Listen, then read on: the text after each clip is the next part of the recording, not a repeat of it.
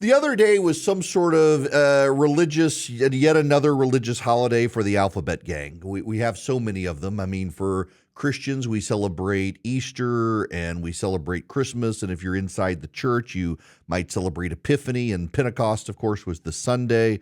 But for the Alphabet Gang, the whole world has to celebrate. An entire month in June will be devoted to corporations across the world changing their logos to be rainbow colored. We've got to celebrate Trans Awareness Day and National Coming Out Day and National Coming Out Week and Black Pride Month, which is different from Pride Month, and all of the other sexual celebrations of the religious left. The other day was International Transphobia or some such day, and the General Secretary of NATO felt the need to tweet his virtue and stand in solidarity with the oppressed trans folk of the world. And I looked at that tweet and I replied, said, I think the elite have missed the plot because there are millions of people, not just in the United States, but in Europe as well, who vehemently disagree with the trans agenda. There's a growing backlash in European countries, in Great Britain, in Sweden, in France, in Germany. And those people are not just voting, but they're winning elections.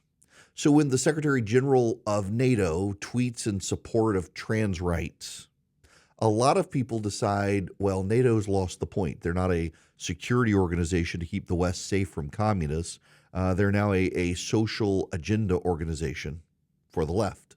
And it makes it easier for people on the right who are suspicious of NATO to undermine the credibility of NATO. I think about that, and then I think about corporations. You know what's going to happen? June 1st is going to come around, and every corporation in the world is going to declare itself gay.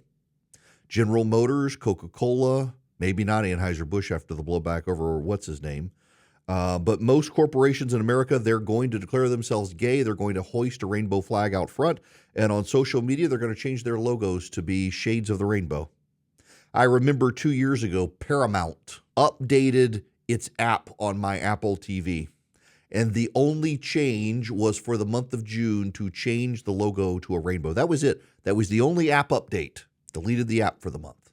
I thought, listen, I don't care if you want Pride Month during my birthday month. That's fine with me, but it's not something I celebrate.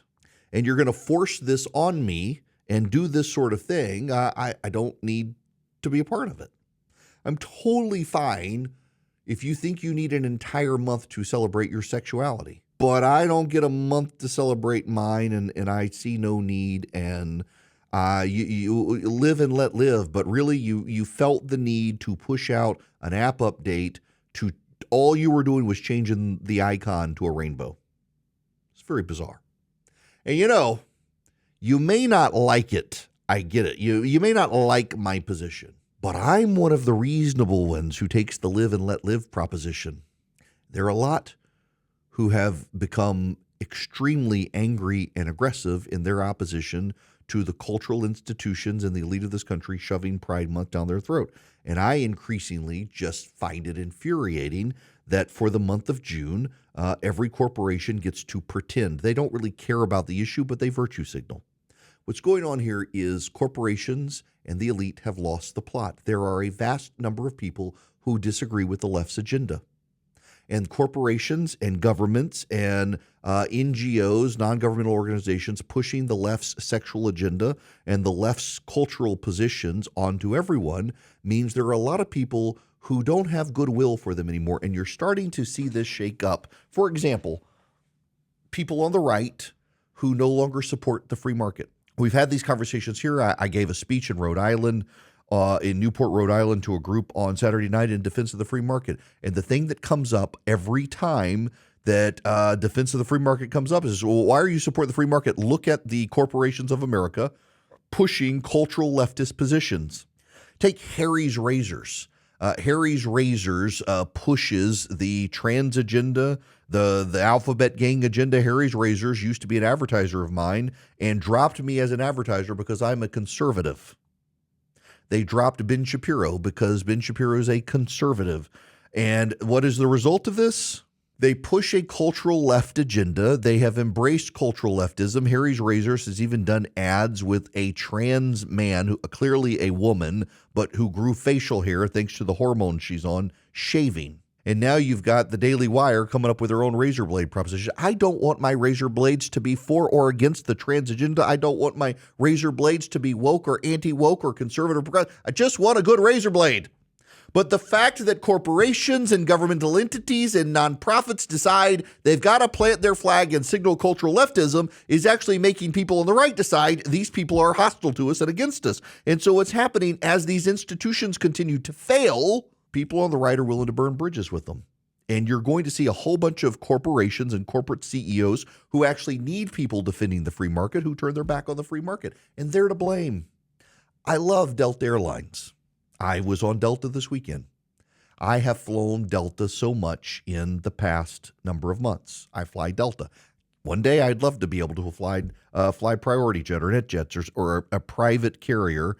I get recognized so much at airports now, and everybody's very nice. Don't get me wrong, everybody's very nice, but it does get kind of awkward after a while. I don't mind people coming up to me. I had a woman yesterday. I was boarding the flight on the way home from Rhode Island and asked if she could take a picture with me. And I was like, after everybody's in and we're in the air, come up to first class. I'll take a picture with you. I just didn't want to tie up boarding with somebody trying to take a picture of it. It's kind of awkward. I'm totally fine to do that, but one day private. But till then, on Delta. Delta goes out of its way to make a big deal about celebrating diversity and pride. Delta has been one of the leading corporations in Georgia to fight against the Religious Freedom Restoration Act, and that all it does is protect religious people from the government turning against them. It has nothing to do with private corporations. Home Depot does it, Coca-Cola does it, all these major corporations in Georgia. And you're going to find Delta and Coke and Home Depot and others that when you decide to plant your flag with the left-wing cause, people on the right say, you know what, screw that company. It wants assistance when planes are grounded. Why are we giving our taxpayer dollars to help a company that is culturally hostile to our values, that is in your face with the left's values? The left has decided, and they put corporations in this terrible position where you must not just plant your flag, you must parade in the streets for the left-wing cause, or you're not sufficiently loyal. And what that's doing is it's undermining these corporations with people they need on the right to defend free markets. These leftists are communists to begin with who want the end of the free market.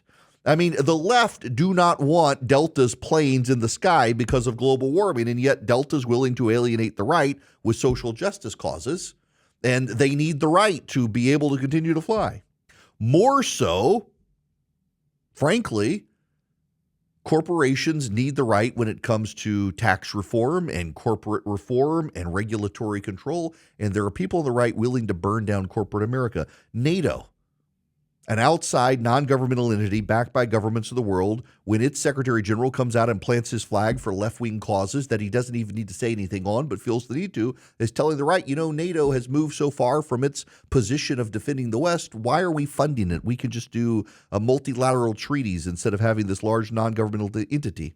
Take the post office as a great example of the U.S. government. My daughter mailed her graduation announcements on April 16th.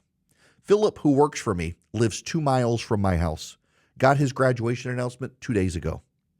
A friend of mine sent out her wedding invitations 3 months ago. Her wedding is this weekend, this coming weekend. Her wedding is this coming weekend. Sent out wedding announcements 3 months ago, and people are only just getting the wedding announcements. The post office is fundamentally broken.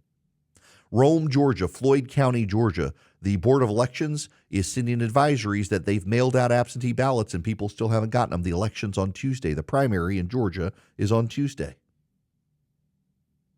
Our fundamental institutions are broken, but by God, come June, you know the past Postmaster General of the Post Office are going to be signaling their solidarity with Pride Month. They can't get the basics done, but yet they can signal their virtue for the left. That's going to burn bridges with the right, and in the process of doing it, it's going to undermine these corporations. Speaking up for left-wing causes is a choice. It's what the left demands. They don't have to do this. They're going to be perfectly fine not doing it. Target is pulling back some of its pride displays in stores after local residents in parts of the country complained. The fact that everybody feels the need in corporations and government to stand up for left-wing causes, though you don't hear them standing up for any conservative cause. You don't hear them standing up in defense of parental rights. You don't hear them standing up for school choice. None of that stuff. It's always the left-wing causes. And that signals they're on the left, and that makes people on the right who would otherwise have the backs of these corporations and entities say, you know what, Screw it. You picked a side. I'm on the opposite side. You can burn. And that undermines everything because the left is now capitalizing on that right-wing antipathy to undermine the free market and undermine governmental institutions and foreign entities we should be allied with. They're taking advantage of these entities being forced to take a left-wing side, and now the left wouldn't pee on them if they're on fire, and now they've got the right doing the same thing. This ends badly for all of us, but it's by design from the left, and you need to be aware of it.